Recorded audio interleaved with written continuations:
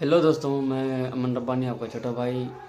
तो स्वागत है आपका मेरा यूट्यूब चैनल पे। तो अगर वीडियो अगर अच्छे लगे तो लाइक करें, शेयर कीजिए, साथ ही साथ दोस्तों तक पहुंचाएं। और चलिए बढ़ते हैं आगे खबरों की ओर।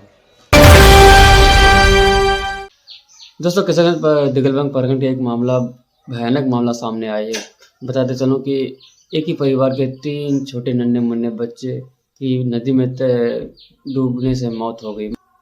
मैं आपको विस्तार से पूरी घटना के बारे में जानकारी दूंगा, तो बने रहिए हमारी वीडियो में। किशनगंज में शनिवार को मामा की शादी में आए 3 सगे भाइयों की नदी में डूबने से मौत हो गई। तीनों बच्चे बारात निकलने से करीब 3 घंटे पहले दोपहर के 2 बजे नहाने गए थे। इसी दौरान गहरे पानी में चले गए और डूबने लगे। स्थानीय लोगों ने बचाने की कोशिश की, लेकिन बचा नहीं सके। मृतकों की पहचान मोहम्मद अंजार आलम के बेटे महमूद हुसैन 11 साल और हुसैन अहमद 9 साल और मोहम्मद हसन 6 साल के रूप में हुई है। वे दहीबाद पंचायत के दरगाह बस्ती के रहने वाले हैं। घटना देवलबंग प्रखंड के बालूवाड़ी गांव की है। ग्रामीणों ने बताया है कि तीनों बच्चे मामा के घर से करीब कुछ ही दूरी पर नदी में नहाने के लिए गए थे। इसी दौरान उसकी डूबने से मौत हो गई। ग्रामीणों की मदद से तीनों बच्चों को बाहर निकाला गया, लेकिन तब तक बहुत देर हो चुकी थी। तीनों बच्चों की मौत हो चुकी थी। घटना की सूचना मिलने के बाद शादी समारोह का माहौल मातम में बदल गया। ग्रामीणों ने बताया कि बच्चे मामा की शादी में आए थे। शाम में उनकी बारात निकलनी थी, लेकिन सभी लोग शादी की तैयारी में जुटे थे। इसी दौरान बच्चे नहाने चले गए। इसी दौरान बच्चे की डूबने से मौत हो गई। घटना की सूचना मिलते ही शादी का माहौल मातम में बदल गया। इस मामले की पुष्टि करते हुए थाना अध्यक्ष रविशंकर कुमार ने बताया कि वह सब को लेकर के अपने गांव चले गए हैं। उन्हें काफ़ी समझाया गया, लेकिन वह सबको पोस्टमार्टम करवाने से इनकार कर दिया गया। वह सबको दफनाने की प्रक्रिया में जुट गए। किशनगंज के दिगलबंग प्रखंड के टप्पू क्षेत्र में वक्फ बिल के विरोध में बड़ा प्रदर्शन हुआ। उच्च विद्यालय में शुरू हुई रैली सैकड़ों लोगों ने हिस्सा लिया। प्रदर्शन में राजद, एमआईएम के, कांग्रेस और जेडीयू के नेता शामिल हुए। केंद्र और बिहार सरकार के खिलाफ कई नेताओं ने बड़े बयान दिए। प्रदर्शनकारियों ने केंद्र और बिहार सरकार के खिलाफ बिल वापस लो, नीतीश कुमार होश में आओ सहित कई नारेबाजी की। उन्होंने बिल वापस लेने की मांग की। एमआईएम के सीमांचल प्रभारी गुलाम हसनैन ने सरकार पर मुस्लिम विरोधी नीतियां लागू करने का आरोप लगाया है। जेडीयू में जाने वाले मौलाना को बताया बगैरत। जी हाँ, मैं आपको विस्तार से पूरी बात बताता हूँ। एमआईएम के प्रदेश अध्यक्ष अख्तरुल ईमान ने कहा कि आज़ादी के बाद से अब तक संसद में इतना विवादास्पद कानून नहीं बना। उन्होंने कहा है कि ये बिल सीधे तौर पर मुसलमान के खिलाफ है। वक्फ संपत्ति का उपयोग विधवाओं की मदद और धार्मिक शिक्षा के लिए होता है। जेडीयू मंत्री अशोक चौधरी के मौलवियों संबंधी बयान पर ईमान ने तीखी प्रतिक्रिया दी है। उन्होंने जेडीयू में शामिल होने वाले मौलवियों की आलोचना की और कहा कि जेडीयू में जाने वाले मौलाना बेगैरत थे और अब भी बेगैरत हैं। प्रदर्शन में एमआईएम के कई वरिष्ठ नेता मौजूद थे। इनमें सीमांचल के प्रभारी गुलाम हसनैन, महासचिव राहिल अख्तर, जिला अध्यक्ष हैबर बाबा और मुफ्ती अतर जावेद इनमें शामिल थे।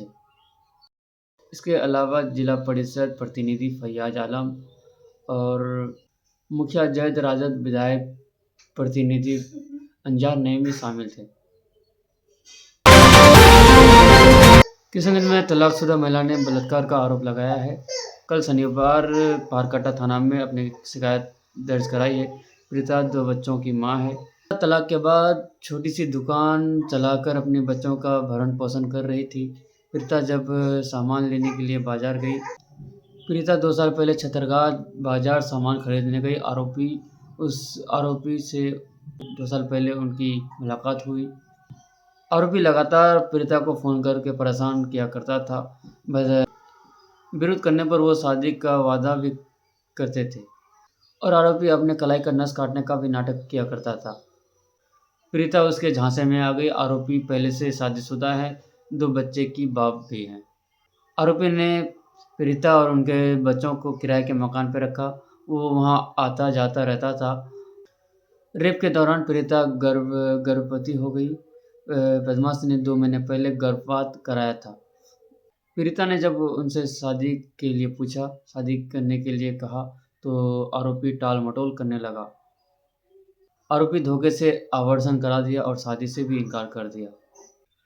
आरोपी शादी से इनकार करने पर महिला थाने पहुंची। पुलिस मामला दर्ज कर आरोपी की तलाश शुरू कर दी है। किशनगंज में आरटीओ अधिकारी की टीम पर ईंट लदे ट्रक चालक ने हमला कर दिया। घटना ठाकुरगंज के मैगल पुल के पास की है। आरटीओ अधिकारी धीरज कुमार, अमित कुमार और अमित परसों वाहनों की तलाशी कर रहे थे। इस दौरान पवाखली से आ रहे ईंट लदे ट्रक को जब रोकने का प्रयास किया गया, गाड़ी की रफ्तार को और भी बढ़ा दी और सर्विस रोड से भागने लगा। अधिकारियों की पीछा करने पर चलते ट्रक चालक ने डंडे से हमला कर दिया। ठाकुरगंज के सर्किल इंस्पेक्टर संदीप कुमार सिंह भी ट्रक का पीछा कर रहे थे। चालक कुर्लीकोट थाना भैंसलोटी बस्ती से ट्रक को छोड़कर फरार हो गए। पुलिस और आरटीओ की टीम जब मौके पर पहुंची तो स्थानीय लोगों के बीच विवाद उत्पन्न हो गया। सूचना मिलते ही कुर्लीकोट के थाना अध्यक्ष सिद्धार्थ कुमार के नेतृत्व में पुलिस और एसएसबी के 19वीं बटालियन ने नावडूबा जवान मौके पर पहुंचे। संयुक्त टीम ने ट्रक को जब्त कर लिया। तीनों आरटीओ अधिकारी सुरक्षित हैं और उन्हें किसी बड़ी घटना की पुष्टि नहीं की। टाउन थाना सहित जिले के विभिन्न थानों में भूमि विवाद से निपटारे के लिए जनता दरबार का आयोजन किया गया है। टाउन थाना में सीओ राहुल कुमार, उप प्रभारी थानाध्यक्ष पंकज कुमार पंत की उपस्थिति में जनता दरबार लगाया गया है, जिसमें दूर दराज के इलाकों में फरियादी भूमि विवाद को सुलझाने पहुंचे थे। एक लंबित और एक नए मामले में कागजातों की जांच की गई और दोनों मामले का निष्पादन मौके पर ही कर दिया गया, जबकि शेष अन्य मामलों की सुनवाई के लिए अगली तिथि मुकर्रर कर दी गई है।